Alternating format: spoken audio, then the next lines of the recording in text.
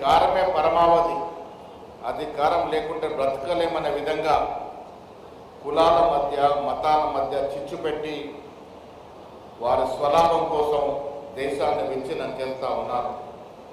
మిత్రులారా, చాలామంది మతము కులం మాటలు ఉండొచ్చు, కులాలు మతాలు లేని భారతదేశం లేదు. కానీ కాంగ్రెస్ ఎప్పుడు కూడా మతాల మీద కులాల మీద రాజకీయం చేయలేదు.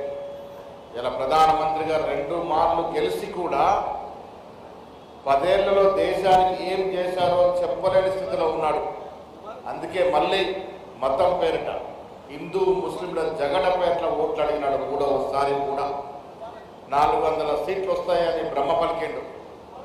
ప్రజలు తగిన బుద్ధి చెప్పారు, అయినా మారలే.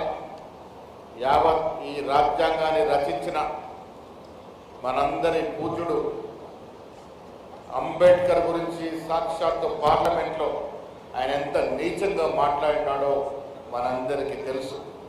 అలా మాట్లాడడానికి కారణం ఈ రాజ్యాంగం మన దేశంలో యావత్ ప్రపంచం గుర్తించి గౌరవిస్తున్నటువంటి మన రాజ్యాంగాన్ని సమూలంగా మార్చాలని, దీంట్లో ఉన్న పేజీలన్నీ తిరగరాయాలని, తద్వారా మనువాద రాజ్యాంగాన్ని రచించుకోవాలని కుటిల ప్రయత్నం మోడీ గారు అమిత్ షా గారు చేస్తూ ఉన్నారు. బాధ్యత గల పదవిలో ఉన్నారు. ఒకరు ప్రధానమంత్రి, ఒకటి హోంమంత్రి. వారు బాధ్యతల్ని సమగ్రంగా సమర్థవంతంగా నిర్వహించట్లేదు. ప్రధానమంత్రి హోదాలో ఉన్నటువంటి వ్యక్తి మధ్యాహ్న మధ్య చిచ్చు పెట్టే విధంగా మాట్లాడుతూ ఉన్నారు. ఈ దేశాన్ని రక్షించాల్సినటువంటి బాధ్యతలో ఉన్న హోంమంత్రి దేశంలో విచ్ఛిన్నకర శక్తుల్ని ప్రోత్సహిస్తూ ఉన్నారు. అందుకే మతాల పేరిట ఈ దేశాన్ని సర్వనాశనం చేయాలని చేస్తున్న ప్రయత్నం దాన్ని తిప్పికొట్టే విధంగా ఖర్గే గారు, సోనియా గాంధీ గారు, రాహుల్ గాంధీ గారు ఇచ్చిన పిలుపు మేరకు ఇలా జై బాపు, జై భీమ్, జై సంవిధాన కార్యక్రమాల్ని వాడవాడలా ఈ రాష్ట్రంలో, ఈ దేశంలో ప్రతి చోట నిర్వహిస్తూ ఉన్నాం. కారణం, మనం దేశ పౌరులం. మన దేశాన్ని మనమే రక్షించుకోవాలి.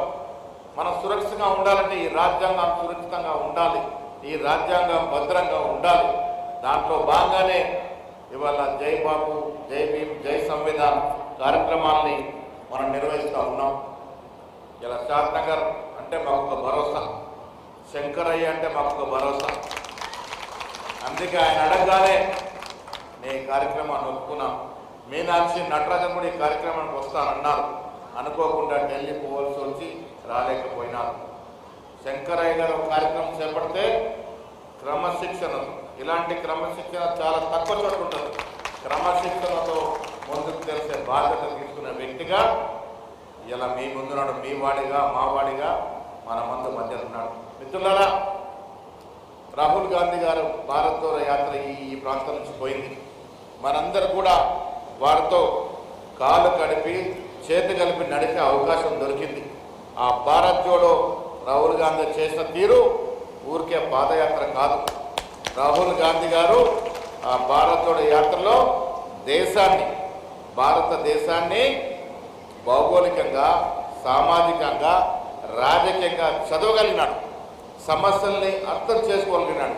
వినతులు విన్నాడు. ప్రతి పేదవాడు, దళితుడు, గిరిజనుడు, బీసీ వాడు, మైనారిటీ వాడు చెప్పిన మాటలు విన్న తర్వాతే ఈ దేశంలో సమానత్వం లోపించింది. ఆర్థిక వ్యత్యాసం పెద్దగా ఉంది.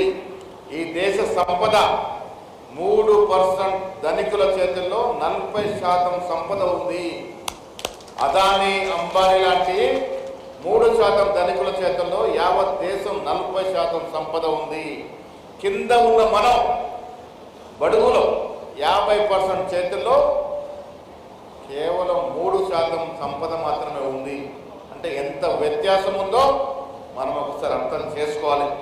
ఈ దేశానికి ఇంత ఆర్థిక వ్యత్యాసం మంచిది కాదని ఆలోచించిన రాహుల్ గాంధీ కుల సర్వేకి శ్రీకారం చుట్టిండు. ఈ దేశంలో ఎవరు ఎంత జనాభా ఉంటే వారికి అంత ప్రభుత్వ ఫలాలు అందాలనే కార్యక్రమంలో భాగంగానే కుల సర్వేకి శ్రీకారం చుట్టాడు.